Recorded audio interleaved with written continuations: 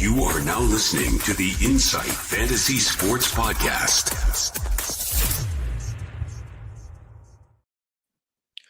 Welcome in and welcome all. We are back. It's the Insight NFL Podcast, and just Maverick and myself again. We're just having too much fun running these duo shows together.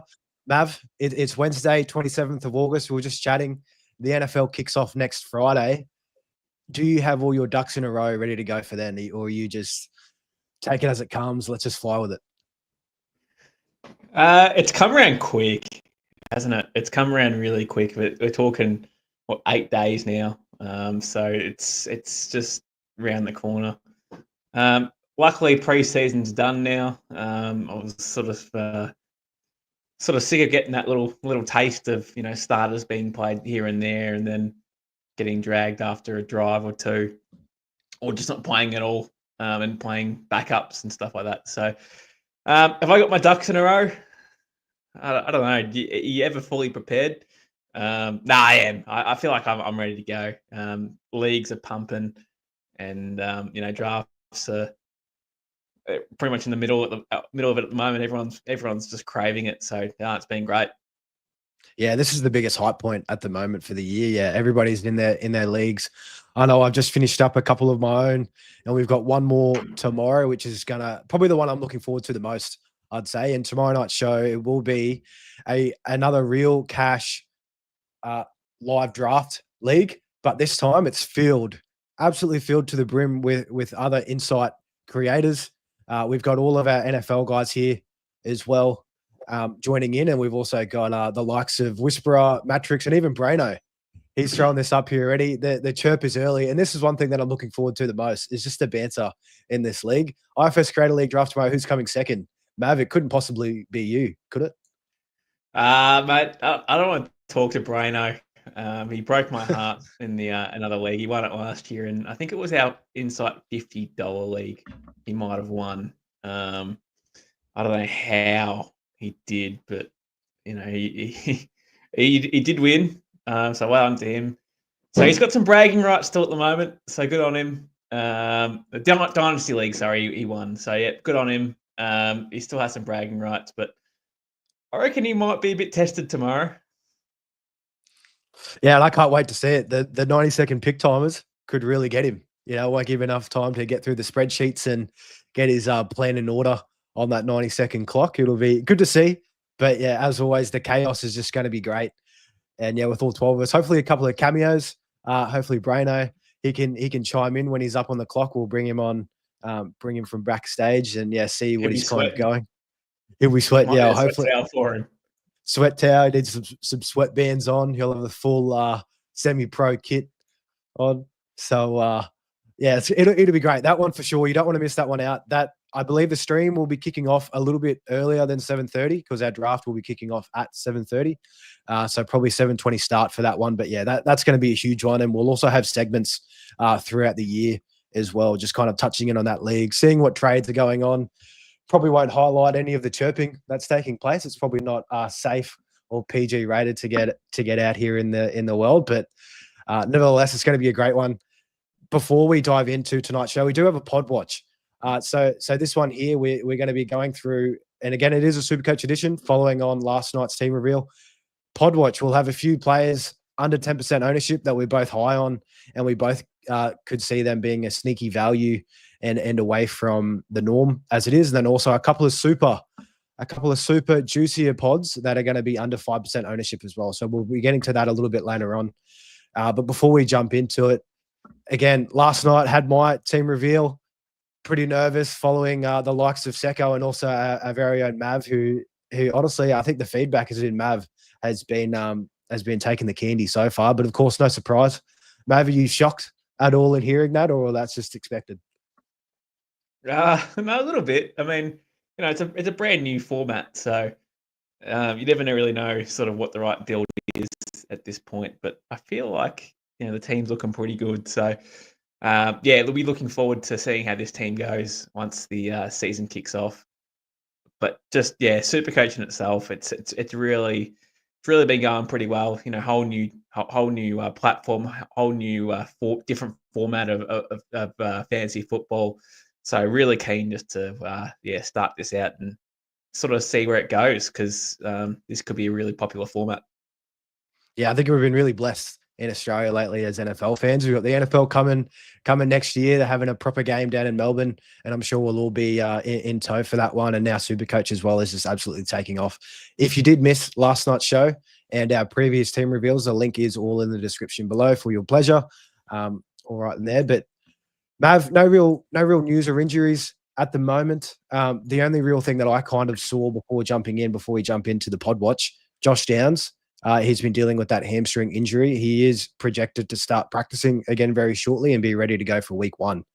With Josh Downs coming back into the mix, are you kind of is he on your mind per se when it comes to a player in his range, or are you more so fading due to the recent injury that he's been dealing with?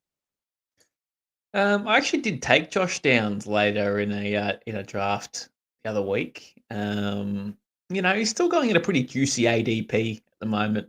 He's going sort of back end of drafts, like, third last, fourth last round. And, for a 23, 24, with Danny Dimes, again, you can't really say that that's an upgrade, but it is. He's going to make him a bit, better in fantasy scores as well. He's going to make him more involved in the game, I reckon. And we saw last year, he did break out with Flacco and Richardson as well, and looked like he might have been the best wide receiver out of the bunch. So, look, the hammy's going to hold him back a little bit, and obviously the recurrence is obviously a massive concern. But if he stays healthy, I reckon he can really outdo his ADP, and he could be a top 25 player in his position if he gets the opportunity. Yeah, and with last year when without Richardson, we see he had in week 9 and week 10, 18 points and 21.4 points, and then week 11, 33.8 in SuperCoach scoring. So yeah, he is a bit of a sleeper one, and yeah, with that discount due to the injury risk, he could be a nice little pod in SuperCoach. That might be a little teaser for what's to come as of yet, but we'll jump into that now. But Mav, we'll jump into it. Our SuperCoach pod watch, guys that we like under 10% ownership, and guys that they may or may not be in our team. We'll see how this one goes through as we kind of progress. But I think I'll kick us off here, Mav, before throwing to you for your first. In the running back position, a player that was in close consideration to make my team reveal last night. It is Chase Brown. He comes in, and just pulling this up, he comes in as a 17th priced player, 16.61 mil, and just under that 10% mark. So I'm not quite cheating, but just under there. He's at 9% ownership. And just looking at this situation that Chase Brown has himself in at the Bengals this year, he's got the keys to the kingdom right out the gate. Last year, he was battling with Zach Moss. He wasn't the starter right off the bat. I believe it was from week 9. He really got the keys to take over this backfield. And from there, Chase Brown just didn't look back. He was getting involved a whole heap in the passing game. In the receiving game. His touchdowns were high. And I just think that this situation, once he has the keys straight out the bat, I think there's no way that he just doesn't break on this value. And looking at his back end of the games last year, weeks 14, 42.6, week 15, 49.6. And just to cherry pick another one, he did have one week 10, 37.8. Again, still he had another 40 as well, a couple of 40s earlier on, but all in all, finished as the running back 10, I believe, in overall points in this format. And yeah, like I said, that was from when he took over from week 9. So he's got the keys to start the year. Very high flying offense. That's what we like to see with these running backs. He's going to have plenty of opportunities to score touchdowns. Like I mentioned, he had 7 rushing touchdowns last year and also 4 receiving. I expect that to go up. He's definitely a real chance for double-digit rushing and also a couple more through the air. And we just know how valuable that 12-point scoring per touchdown is in this format. And at 16.61 mil, under 10%, I think he's a really juicy player if you want to try to look away from the curve. I'm actually shocked he's under 10%, to be honest with you. He's priced at 16.61, right? So it's not too bad in terms of cost.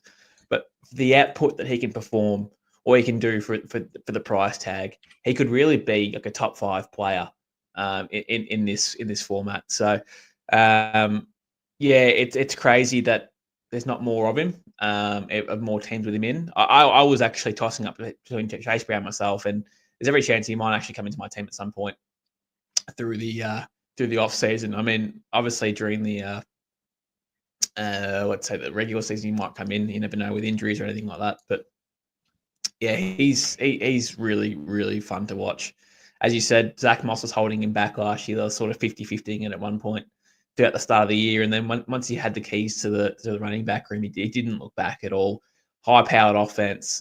This offense is going to be awesome to watch.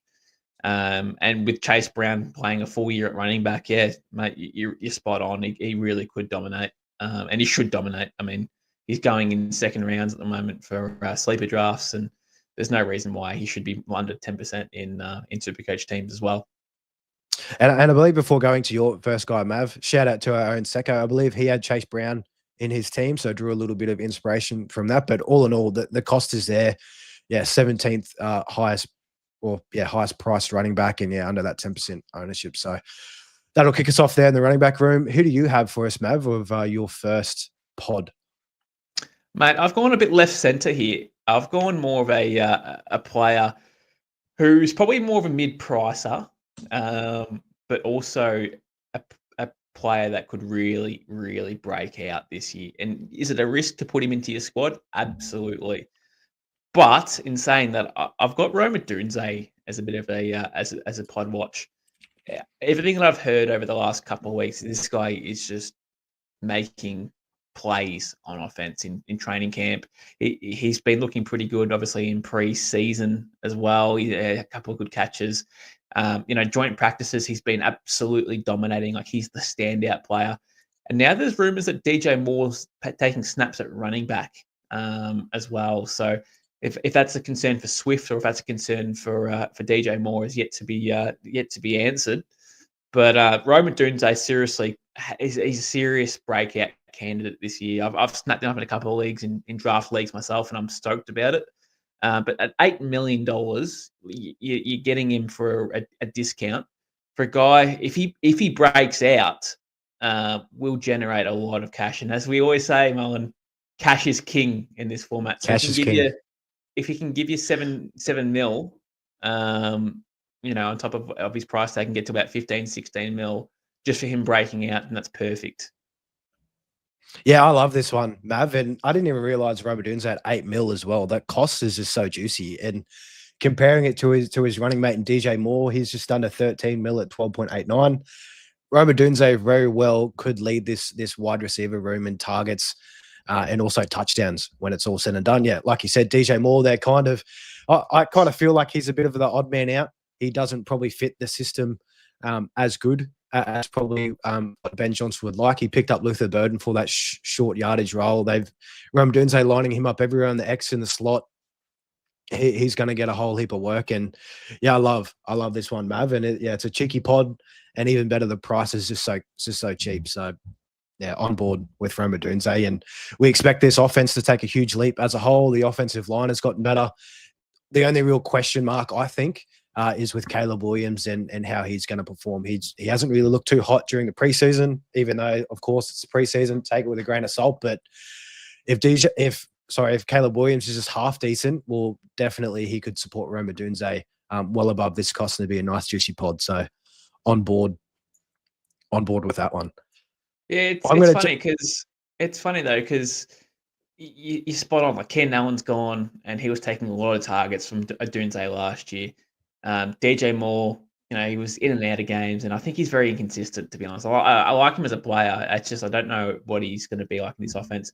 Obviously now he's tied with Ben Johnson, the offensive coordinator, or ex offensive coordinator at Detroit Lions. So he's going to know exactly what to do with some weapons on the field. So I really like the fact that this guy is starring in practices and sort of impressing the coach's eyes and making sure that he's the guy.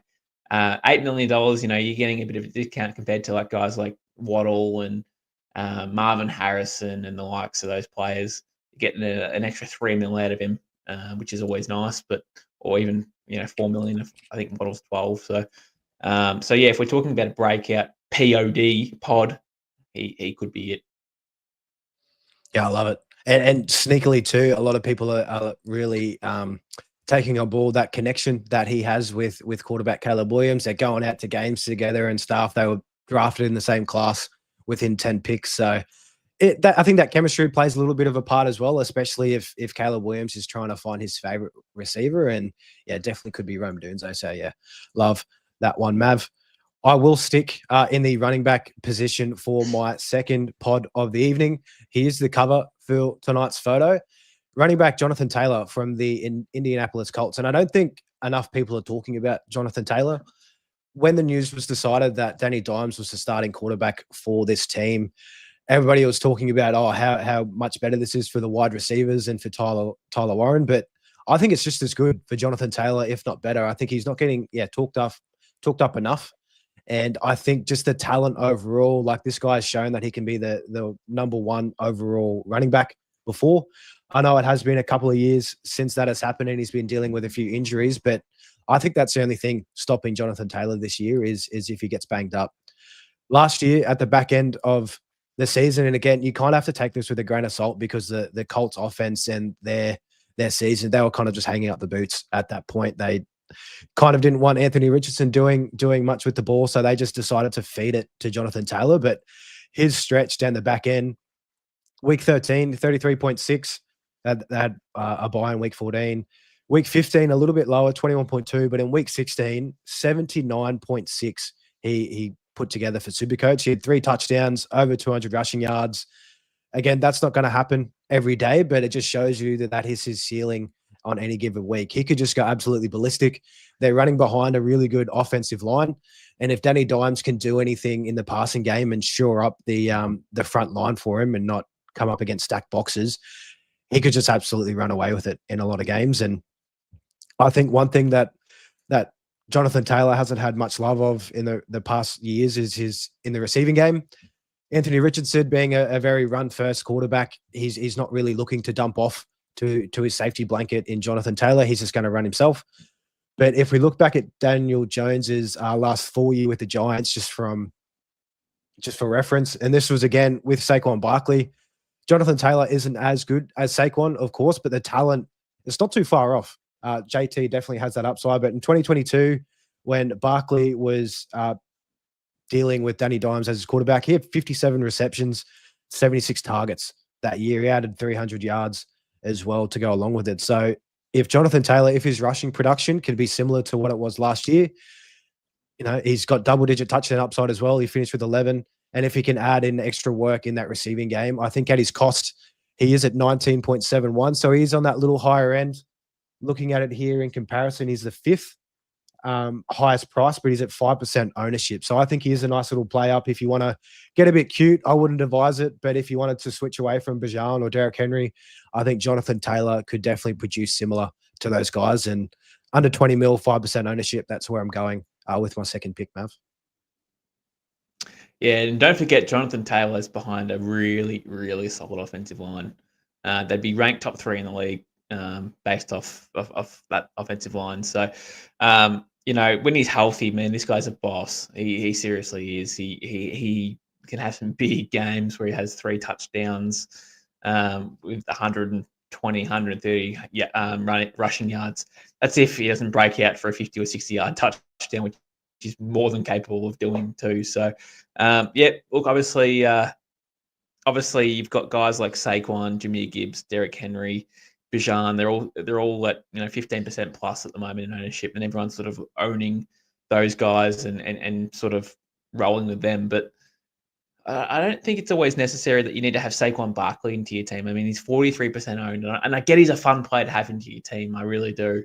But to save an extra $5 million to go down to Jonathan Taylor for, honestly, it's maybe like very similar output. Just Saquon should outplay him but be pretty close if both are pretty healthy. I reckon Jonathan Taylor's in for a big year. They're going to lean on him a lot. He's going to see, 15, 20 carries a game easy on average. Plus, they're going to he's just a real bell cow back. They haven't really got anyone else that's going to really take over from him. Yeah, they got a rookie there and DJ Giddens, and look, he's okay. but you don't want to be moving away from from Jonathan Taylor at all. So expect a monster year still out of JT. Yeah, and with JT, to make it even sweeter, he's facing Miami in week 1, and that defense has just been absolutely decimated compared to last year. A lot of their starters are gone, and they don't really have a lot of good replacements in there as well. And one thing I forgot to mention, JT only played 14 games last year, and he had 1,400 rushing yards and 11 touchdowns. So, I mean, if touch wood, he could play a full season, but even if he misses a couple of games, that upside is still going to be there, and I think he's still going to return some cash at where he's going. But Mav, I've got Chase Brown and JT. You've started off with, oh my God, Roma Dunze. That is terrible, my memory. Who's your second pod for this evening?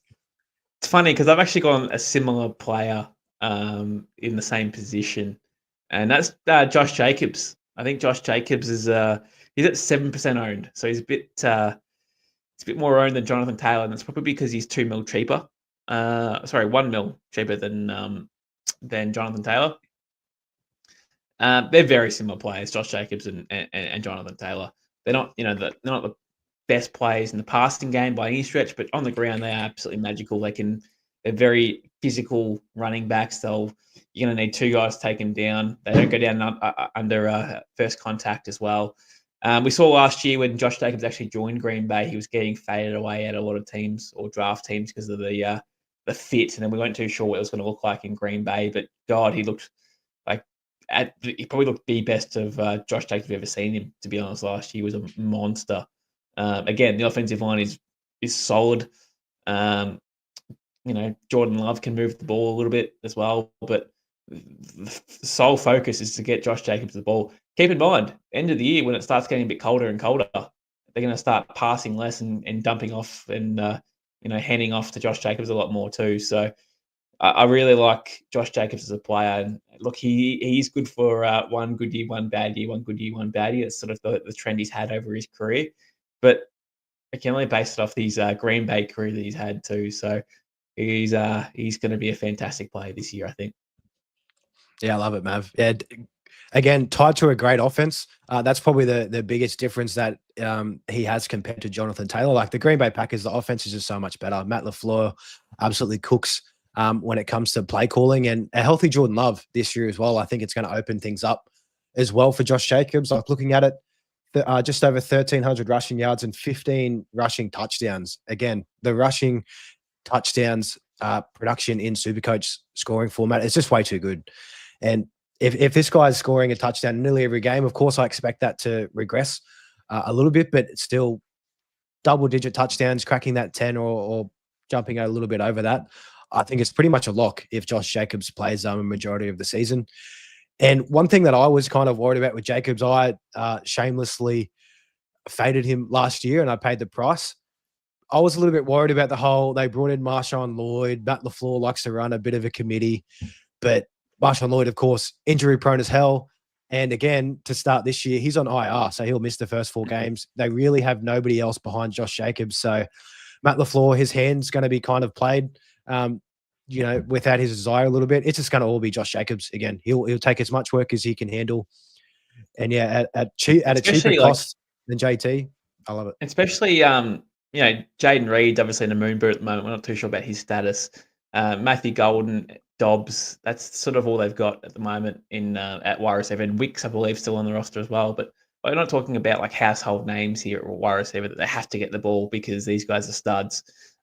Josh Jacobs is going to absolutely eat in the ground, man. He really is. They got Detroit week 1. Now Detroit obviously got a bit more healthier on the defensive end because they were depleted at the back end of last year. But again, divisional matchup, they'll be just giving it to Josh Jacobs and throwing it down their throat, really. And I can see him having another monster game or in a monster year too. 7% is pretty good. I know people are trying to get the best players in this format, but if you want to try and get a good rank, you can't just keep following the good sides not so much the good sides, but the good players. There's other good players in this game too, and these guys can have big weeks in any given week. Let's put it that way. So if you're talking about rankings and matchups and stuff like that, you do have to have someone different compared to what the consensus has because these guys will be the difference to you winning or losing or being higher in the rankings than anyone else. Yeah, and if you're feeling spicy, you want to mix it up a little bit. These guys are definitely going to get you away from that crowd, like we've mentioned with the low percent ownership. Going to my final guy here, Mav, in the under 10% area. And now for this one, I wanted to get we've got a comment here, Tim Wolf, CD at 1 or what? CD, he is being disrespected. I think he's at 33% ownership the last I saw, but we're going for guys a little bit deeper under that 10% ownership mark. And I'm going to go for his wide receiver or his new wide receiver mate in George Pickens. So George Pickens, he's currently at 5% ownership. He's at just over 11 mil, 11.22 mil to be exact.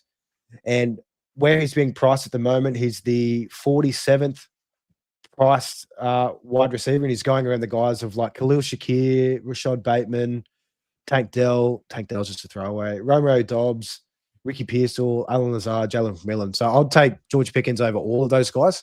And the reason why that I'm super high on George Pickens this year is this is not even arguably, this is a fact that Dak Prescott will be the best quarterback that he's ever had throwing him the ball. And Dak Prescott, you can speak to it, Mav, being the Dallas Cowboys homie here. He throws a pretty deep ball. His accuracy on those deep balls has been at least top 10 in the league when he is healthy and starting. And George Pickens, we saw what he did last year with the occasional moon ball from Russell Wilson. He just dominated on those big plays. And even pairing against CeeDee Lamb, looking at it, the main coverage is going to be drawn to CeeDee Lamb. So George Pickens is going to be taking these second string guys. He's going to be able to cook a lot of these guys. And I think the touchdown upside as well is just massive. I think he's going to be a massive touchdown threat, a home run hitter, double-digit touchdown upside for sure, in my eyes. And yeah, with Dak in this offense as a whole, we've said it before in the pod, their running game is a joke. They've got Javonte Williams as the starter, and I believe Jadon Blue and Phil Marfa, the rookies they brought in this year, they're dealing with injuries at the moment. So it's Javonte Williams, Miles Sanders, and that's really it probably to start the year. And with this, it just lines up everything to be on Dak Prescott's shoulders, and also the wide receivers and tight end in CeeDee Lamb, George Pickens, and Jake Ferguson. So yeah, I'm going in with George Pickens here. I probably wouldn't if you don't have CeeDee Lamb in your team. First of all, what are you doing? He's just too good. The value's too good. But if you can't, again, if you want to get a little bit cute and move away from the norm, George Pickens could have some really big spike weeks and start the year strong for me as my last pod under 10%. Yeah, nice. I'm just trying to check something real quickly. Okay, cool. So Jalen Waddle being a bit of a pod, he's at 3% at the moment. He's sitting at $10 million. You've got what else we got here? We've got Marvin Harrison at 12% at the moment. He's sitting at $12 million. And then you've got your boy George Pickens, who's sitting at $11 million. So pretty much in the middle of those two players that I just mentioned. But again, everyone's high on Marvin Harrison Jr. There's a lot of opinions based off, and positive opinions based off Jalen Waddle coming into this year. Marvin Harrison's probably the number 2 option in this offense, you'd imagine, behind Trey McBride. It's probably fair to say, based off volume and touches. Based off what we saw last year, he would be number 2. And then Jalen Waddle, obviously, is the number 2 option in his offense behind Tyreek Hill, and probably even A-Chain, to be fair. He might even be another 3 option on the offense. George Pickens is going to be the number 2 option on this offense. And it's no real big deal that he's the number 2. The reality is that the Dallas Cowboys is they got no running game at all. The defense absolutely sucks balls, and they're going to be scored upon very easily. And Dak Prescott is going to be throwing the ball a lot of catch-up football, a lot of scores. There could be 1-2 scores down in any sort of given game at any sort of time. And Dak, that's where he sort of plays his best football, from behind. He loves a bit of a stat pad, makes his, just to make the score look respectable. Yeah, he's not the best player, but he does love throwing the ball and inflating his stats. And George Pickens will be a big beneficiary of this stat padding as well along the way. Yep, you're right. He's going to probably get his best QB he's ever had. So that's always a positive. But he's only 24 years of age, isn't he? So he's got again, potential to still keep breaking out. I don't see a world where he goes past CD Lamb. I think that's a bit, that's probably a bit too ambitious. But could you see a world where he goes 1A, 1B? We were still waiting on that George Pickens breakout. We thought that was going to be last year in the Steelers, and he showed flashes, and probably didn't have the consistency to do so, and probably the QB play to do so. This year, I reckon he might have. Well, he's going to have the QB play. Let's see if he's got the consistency to go with it, and see if he actually wants to. I think he's in his contract year too, so I love guys in contract years. They're looking to get paid, so. I think Pickens could be in for a big year, and a seriously good pod for a mid-price pod. It'd be risky putting him to your squad. It takes some balls to do it, but God, if it pays off, you'd be laughing. Yeah, and he could have some weeks with double digit, or not double digit, with 2 touchdowns on the week as well. That's just the type of player he is. And before throwing to your last pod here under 10% here, Mav, Dak Prescott in his last 3 full healthy seasons, he's thrown for over 590 attempts in each, over 4,400 passing yards in each, and over 30 touchdowns in each as well. So probably a better even situation this year for fantasy and SuperCoach aspects in terms of scoring output that's going to be out on the table. So yeah, I just think wheels up for the Dallas Cowboys receivers. Who do you have here for your last pod under 10%, Mav? My last pod's AJ Brown, man. AJ Brown is my last pod. He's in my team at the moment too, so it's fantastic that he's in there, and I'm glad to see that he's being slept on. He's currently sitting at 6% ownage percentage at the AJ Brown stakes there. I don't really understand why he'd be at 6%.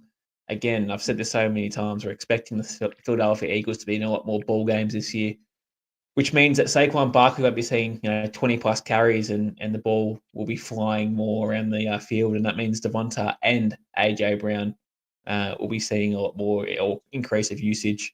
I think AJ Brown was top 2 or top 3 in the position last year, but in first halves, and then faded away in the second half, just due to the fact that the game was done and they didn't have to throw the ball. So if we're expecting the schedule to get harder and they'll be in games a lot more, that means those 5 targets that he gets in that first half should be very similar in the second half. So, anywhere between 3 to 5 targets in that second half should get him more, should keep him involved in the game. And that means his fantasy scores will be even better. So currently sitting at $16.59 million, you're getting a discount compared to your premium players or your other premium players in there. But again, we're talking about upside and in a solid offense, he should be able to get back on track. And AJ Brown, he's one of the biggest touchdown wide receivers out there. He just absolutely dominates in that area of the field. He's had his last couple of years. Last year, he only played 13 games, but still had 7 touchdowns. Year prior, 7 touchdowns. In the year prior before that, he had 11. He also had another 11 touchdown year in his second year in Tennessee. So again, the touchdown upside is massive. And even better because, like you said, Mav, their schedule's a little bit harder. The first 4 games that they have, Dallas, Kansas City, LA Rams, and Tampa Bay. Now, all of those games, honestly, all of them could be a good chance to go over 50 total points in the match. And for that, it's going to equate to more opportunities for AJ Brown down the stretch because, you're exactly right. They didn't need him in the second half. They just gave it to Saquon and just let him cook to wind down the clock. The majority of the time, they're already up 2 scores when it got to that point. So you don't want to be throwing away pick sixes, and this is what happens in the NFL when you're spanking teams. You just run the ball because you don't want to be throwing pick sixes or intercepts and letting them sort of get into field goal range or shorter fields or something like that. So generally, the safer play is just to dump it to your running back and let him carry the ball and just again take time off the clock because you have any sort of incompletion or anything like that, it will stop the clock. So if you just let him cook on the ground, and that'll just keep the clock running, and that's what the aim of the game is when you're up and you're trying to burn some time. So man, I'm really excited for AJ Brown this year, especially you said total 50 points in that game again, well in all games those 4 weeks, but even that one against Dallas in week 1, again we're talking about a shit defense potentially here. He could go absolutely bonkers in week 1 and start his season off with a bang. It'll be good to see. He's a fun player to watch, and yeah, definitely. And this price as well, it's just discounted because he did miss a few games last year, and the same thing is just he was just game scripted out for half of it. So yeah, if that bounces back like we expect it will, it's going to be wheels up for AJ And he's in Brown. my team for full confidence too. So There you go. There you go. yeah. And the only and Mav, I guess the only real issue that might be is I know he's been dealing with that hamstring injury. There was a report from 5 days ago that he is looking good in a pre-game workout. So it's good to see him out there on the field running around. But again, like we touched on at last night's show, in this format, if a guy is injured, you can just trade him. Of course, like it hates to be a trade early, but we'll know if he's not ready to go for week one before lock-in comes to town. So yeah, love AJ Brown there. And now, Mav, sorry, you just compare it to drafting as such, and if you're comparing AJ Brown getting injured in week one or in terms of the year versus in your sleeper drafts, then yeah, in SuperCoach you just trade him for whatever, Drake London or whatever you're on. Yeah, I'm just Nico Collins or something like sort of similar price points. In sleeper drafts, you stash him in IR, or if he's out for a long time, he just sits on your bench and you have to find a replacement on your bench or off the waiver wire, which is a lot more brutal than this format. So, yeah, it's not that bad in the SuperCoach format. If he does get injured, it's not too bad.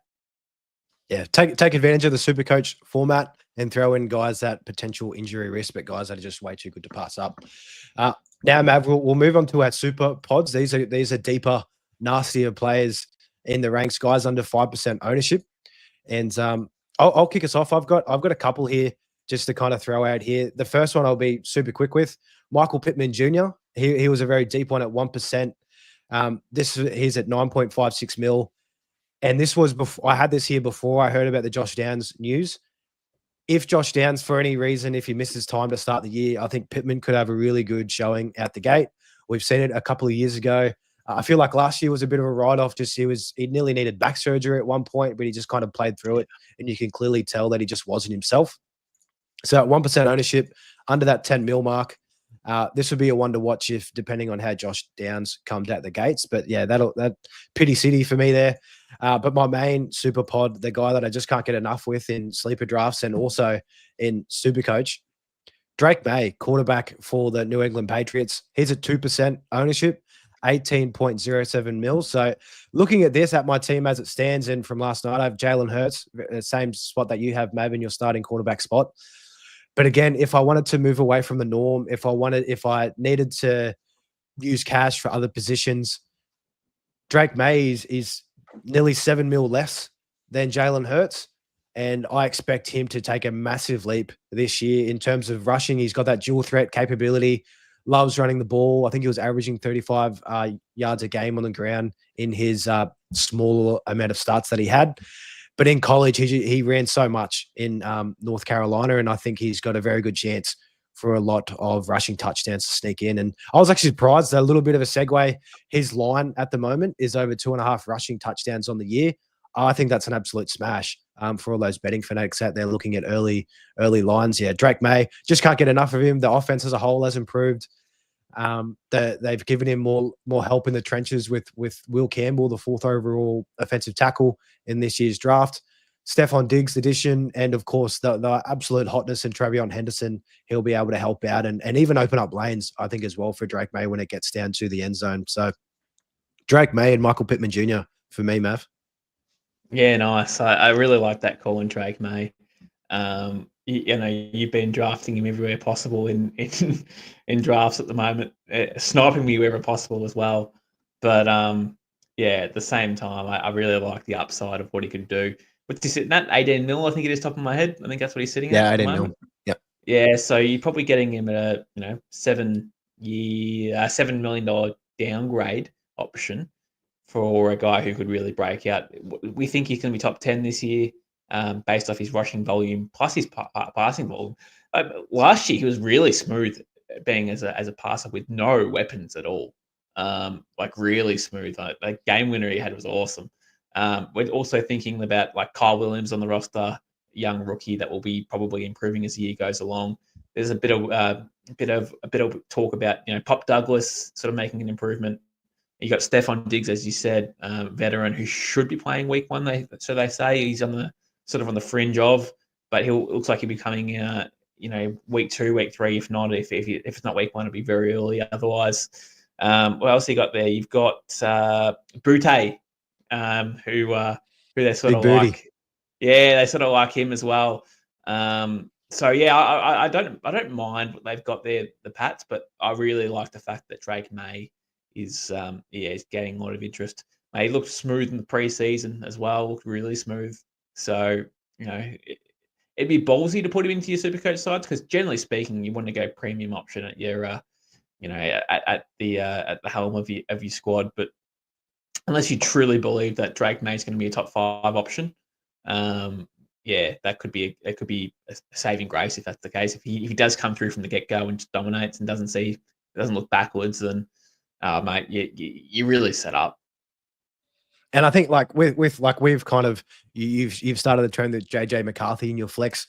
My earlier builds, I had Drake May in the flex just because I think if I'm running Jalen Hurts and Drake May, that might be another combo that I'm looking at. But yeah, the cost is just too good. And there you go. You might do that though as well. You said you might actually run more rookies into your squad. There is a lot of rookies that I do like. If Travis Hunter starts coming on, if Matthew Golden starts coming on, these guys that Caleb Johnson starts coming on, you can almost put in another rookie into your squads anyway, and fade out another premium, and then put in a Drake May into your flex instead of JJ McCarthy. Like there's opportunity to do that, and those builds are fine too. Trying to find that mid-priced QB that you think is going to break out is also not a bad strategy as well. So I might actually even try a build to see what it looks like with I could drag May at the flex position. I might have to start Ted McMillan, which is fine. I might have to start maybe another rookie in running back. It's fine. But I'll play around with that format, and I might even chuck it into our Patreon to see what it looks like. It's fine. That'll be juicy. A little Patreon tease there for all the guys that are joined us over there. The link is in the description below. If you want to get access to our WhatsApp group, that community that is just so active at the moment, I have to mute it during the pod because my phone just absolutely goes ballistic. But if you do want to join that WhatsApp group, even if you sign up for the Patreon for free, you'll get an email with a link to our WhatsApp group. We've got a nice community in there. All guys that are putting some leagues together and talking about the news as it drops for the NFL, definitely going to be the place to be. Matt, before getting to your super pod, I will just pull up this question here from Punter, just to change his name there a little bit. Pacheco, 8.4 mil, 10% owned. Is he ready to go, or would you avoid? I'll just give my 2 little cents worth here. Looking at how running back builds have gone. For me, it's very hard to move off 3 primos and 3 rookies. Of course, if you did want to kind of get a little bit spicy, I think Pacheco, the way that he looked, and of course, very small sample size in preseason week 3, he looks like the main guy. He looks like a tier above Kareem Hunt, and also Brashad Smith. I believe they have there a late round rookie. But I think if he is healthy to go, again, big discount from last year, given that injury that he was coming back from. He missed 12 or 13 weeks and just looked like he'd missed multiple steps when he got back onto the field. How do you feel about Pacheco and at 8.4 mil and 10% ownership? It's not something I would even look at, to be honest with you. Unless there's rumors going around early on in preseason that Kareem Hunt might be getting the 3rd downs and the goal line carries, which means that Pacheco just gets first down carries between the arcs or between the 20s, which, that's like Clyde Edwards-Hilaire's rookie year. That's almost the same thing. Did not see many goal line carries, didn't really see any 3rd downs, but just saw a lot of first down carries between the 20s. Kareem Hunt will be a bit of a sniper in fantasy football if that's the case. But no, not really interested in Pacheco, to be quite honest with you. That's a risk that I'm not willing to take. Yeah, and the rookies is going to produce, more than Pacheco. They're going to have a safer role, and they're even cheaper. So, yeah, it's hard to watch, but yeah, it's cheap enough. It's cheap enough. But Mav, your super pod players here, guys that are under 5% ownership. Yep. So in my team currently, in my team reveal, I've had TJ Hawkinson in there. It's 7% owned at the moment, sitting at $7.59 million. I like him. I like the upside of him. But there's a guy that's cheaper and more of a pod. He's probably not as good as Hockenson at his very best, but he might be better than him this year for all we know, depending on how Hock's situation, and obviously the QB play that he's got at Minnesota. But Jake Ferguson is actually my super pod. He's sitting at 3% owned. We saw this guy really break out in 2023 when he was on the scene, and saw the most red zone targets out of all tight ends in that position that year. Last year got injured, and then when he came back, he wasn't really fit and sort of was a bit out of it, and he was just playing for the sake of playing, I suppose, and he just wasn't really producing. But again, we're going back to the Cowboys and their shit defenses and no running game. Jake Ferguson already has a really solid connection with Dak Prescott. I expect him to still be a focal point in the red zone. He's a big boy, loves to move around, quite physical, quite athletic, so he can sort of do it all.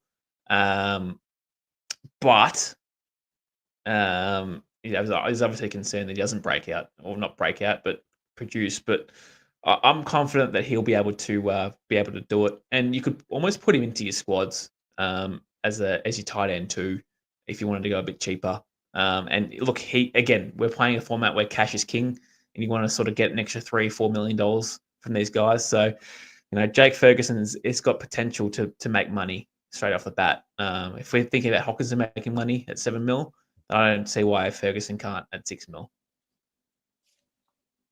Yeah, it's a nice pod there, Mav, and even better, another Cowboys.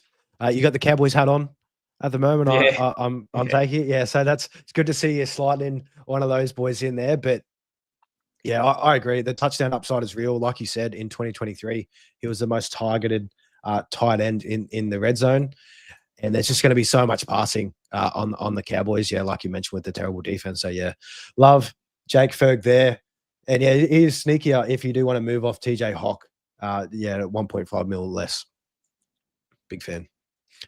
But Matt, before we close things out, should we throw in any defense or kickers? Show them a bit of love. Personally, I don't want to even look at kickers. But do you have any kind of kicker PODs that are buried in the weeds that you might just quickly throw out there for the people? Well, Cam Little, is the 5th highest kicker in owner percentage at the moment, and I've got him on my team. And he's currently $8.5 million, $8.85 million, should I say, and 8% owned. So all those kickers at the moment are pretty spread out in terms of ownership. Yeah, you got Tyler Loop obviously at 43% owned, and then you got Aubrey 16% owned. So they're generally two kickers that everyone else is taking. But outside of that, there's really nobody else there that is striking. Like, all kickers at this point are almost PODs or pods, which is crazy. I'm just having a look now.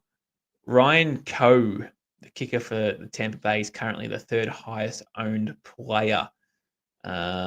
But he's also playing behind Chase McLaughlin. So I'm not sure what's happening there, what the thought process is behind that. I don't think Chase is hurt by any stretch, but look, it's weird, man, because you got Jake Elliott, for example, the Philadelphia kicker at 3%. You've got Cameron Dicker at 7%. You've got Chris Boswell, who was the 2nd best kicker last year, at 7%.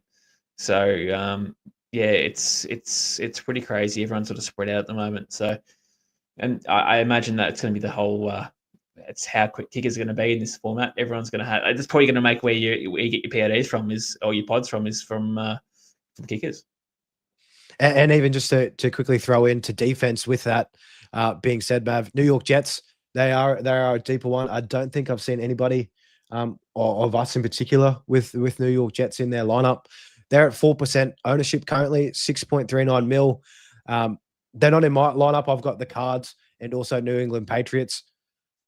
Yeah, I think the Jets, given their current situation, they've got the defensive stars on that side of the ball to do it, but the coaching and just kind of the shit show carousel that happened with the New York Jets last year with the Aaron Rodgers experience just didn't bode well for them. But Aaron Glenn, defensive-minded head coach coming into the scene, and with the assortment of stars that he has on that side of the ball to his disposal, I think those guys could be a nice sneaky pod at 4%. But before I close this out here, Mav, we do have a question here from Jai Christie. Jordan Mason at under 1% ownership. How do you feel about him heading into 2025? He would be on my radar, mate. Not in a 50-50 split. He's priced at $10.45 million as well. So you're paying a decent amount of money for a running back who is in a bit of a timeshare. If he wasn't in a timeshare and he had the full workload, maybe he'd be in consideration at that point, because I think he's a good running back. I think he's got potential to be a top 10 running back in his position if given the opportunity. But knowing that Aaron Jones is still in the house, I wouldn't be touching Jordan Mason with your poll, let alone mine, in this format. So, yeah, and the cost, it's just too much. Like we've banged on it a whole heap the last couple of weeks, but the rookies at their price and the opportunities that they're going to have straight out the gate, it's just too good to pass up. And yeah, Jordan Mason, he's probably a better sleeper player or NFL fantasy player compared to SuperCoach, just because you can get him later in rounds. But yeah, the cost here at 10.45 mil, yeah, that's really priced it when he had the whole opportunity at San Fran last year when CMC was down. But even so, yeah, behind the likes of Aaron Jones, he's definitely second fiddle to start the year. Just not worth the looking. Not worth looking at all. But that'll do us here for our NFL SuperCoach pod watch show. Before, as always, we close these out, I do have to throw up Insight Unlimited League. If you aren't in there already, join in. We're giving away weekly prizes to the top total points winners each week. League code is 57735. I believe we're past the 360 mark for members. Along with that, if you are looking for a couple of paid head-to-head SuperCoach leagues, we've got a $50 league open with 6 spots left. So if you are keen, hit us on the DMs, reach out to any of us here at Insight NFL, and we'll send through the details to get you involved with that one. But Mav, that'll do us here. We're going to be back here again 7:30 tomorrow, or probably a little bit earlier, rather. It's probably 7:15, 7:20. It's going to be a red hot show with our Insight creators show. And yeah, actually throwing up Punter here before I throw it to you. Give us a thumbs up. Thanks, Punter. I hope I'm saying your name correctly there. But yeah, guys, if you're liking the content, we appreciate the likes up, likes on YouTube vids, and any comments in the description. But Mav, closing thoughts here before we send this thing away. Cash is king in this format, mate. I say this too often. Don't get sucked into real pods where,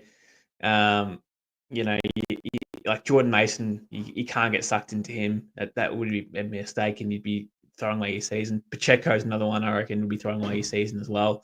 I don't think he's worth it. But guys like Josh Jacobs, Jonathan Taylor, those sort of pods where Chase Brown's another one, AJ Brown's another one.